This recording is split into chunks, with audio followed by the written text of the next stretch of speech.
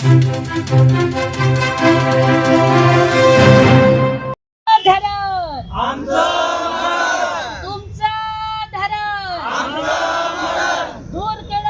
प्रकल्पग्रस्तांच्या पुनर्वसन झालंच पाहिजे. दूरखेड्याच्या प्रकल्पग्रस्तांचं पुनर्वसन झालंच पाहिजे. तुमचं धरण. जिल्हा प्रशासन मुर्दाबाद. कलेक्टर साहेब होश में आओ. होश में आके बात करो. बात तो तुमको करनी होगी. न्याय तो तुमको देना होगा. नहीं देंगे तो छीन के लेंगे.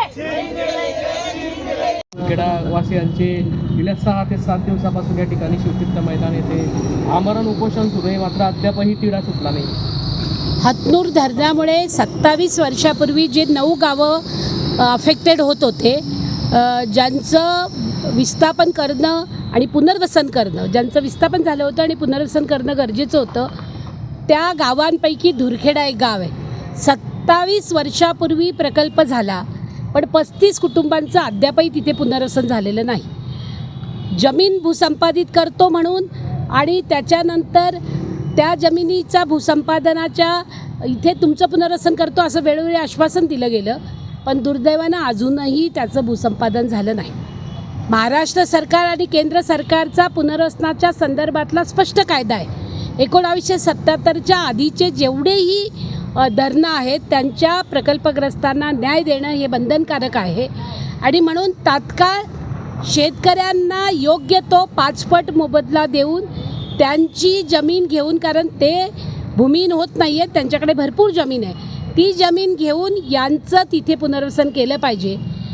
जिल्हा प्रशासन मात्र या लोकांच्या का विरोधामध्ये आहे ते आम्हाला समजत नाही आहे. कारण तिथे जो गट आहे 16 नंबरचा, जो शासकीय जमीन आहे आणि त्याच्यामध्ये शेतकऱ्यांचं पाणी येतं, तापीचं पाणी येतं, सगळ्या बाजूने पाणी येतं आणि तो कायम 4 महिने पाण्याखाली असणारा तो जागा आहे आणि तिथे पुनर्वसन करण्याचा अट्टास प्रशासन जे करतं आहे. त्यामुळे मला असं वाटतं की आमच्या महायुतीचं सरकार प्रकल्पग्रस्तांच्या बाजूने असतं, पण प्रशासन मात्र विरोधामध्ये आहे. आणि म्हणून याची तक्रार आम्ही आदरणीय गिरीश भाऊंना केलेली आहे. आम्ही याची तक्रार आता जाऊन मुख्यमंत्र्यांनाही करणार आहोत आणि पुनर्वसन मंत्र्यांनाही करणार आहोत. पण आम्ही धुरखेड्याच्या प्रकल्पग्रस्तांच्या सोबत आहोत. जर हा प्रश्न मिटला नाही तर लोकसंघर्ष मोर्चाचे साथीही यांच्याबरोबर जातील. कारण आमचं नेहमीचीच घोषणा आहे की तुमचं धरण आणि आमचं मरण असं चालणार नाही. कारण धरण जितकं पाण्याचं अति महत्त्वाचं आहे तितकाच प्रकल्पग्रस्तही देशासाठी महत्त्वाचं आहे. आणि म्हणून धुरखेड्याचं प्रकल्पग्रस्तांचं पुनर्वसन झालं पाहिजे. 6 दिवस उपोषणाला झाले, पण जिल्हा प्रशासन प्रचंड दुर्लक्ष करतो आहे. ही अत्यंत खेदाची बाब आहे आणि त्याचा आम्ही निषेध करतो. या ठिकाणी काही शेतकऱ्यांचा विरोध असल्याचं गावकऱ्यांचं म्हणणं होतं. तिथे मागच्या 4 वर्षापासून जलसंपदा विभागानं गट नंबर 1, गट नंबर 3, गट नंबर 4 इथली जी काही 7.5 एकर जमीन आहे त्याचे पैसे संबंधित DROंना जमा केलेले, डिस्ट्रिक्ट रिहॅबिलिटेशन ऑफिसरला जमा केलेले आहेत. त्यामुळे विरोध तर करणार ज्याची जमीन जाते त्याची, पण ते भूमिहीन होत नाही आहेत, त्यांच्याकडे पर्याप्त जमीन आहे. आणि आमची मागणी आहे पुनर्वसनाच्या कायद्याप्रमाणे आत्ता असणाऱ्या रेडी रेकनरच्या 5 पट दर किंवा बाजारभाव जो काही असेल त्याच्या 5 पट दर त्यांना दिला गेला पाहिजे. त्यांना चांगली किंमत दिली गेली पाहिजे. आणि ते भूमिहीनही होत नाहीत म्हणून त्यांचा विरोध, किती ठिकाणी विरोध असतो. सरदार सरोवरमध्ये विरोध होता, तुम्ही घेतलं की नाही.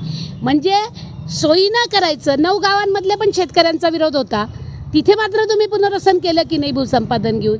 मग ह्याच एका गावामध्ये कशासाठी राजकारण आणतायत. आणि प्रशासनाने तर अजिबात राजकारण आणू नये, तो त्यांचा धंदा नाही. त्यांनी प्रशासनाने प्रशासकीय पद्धतीनंच फक्त कार्यवाही केली पाहिजे. त्यांनी राजकारणाचा बळी ठरू नये.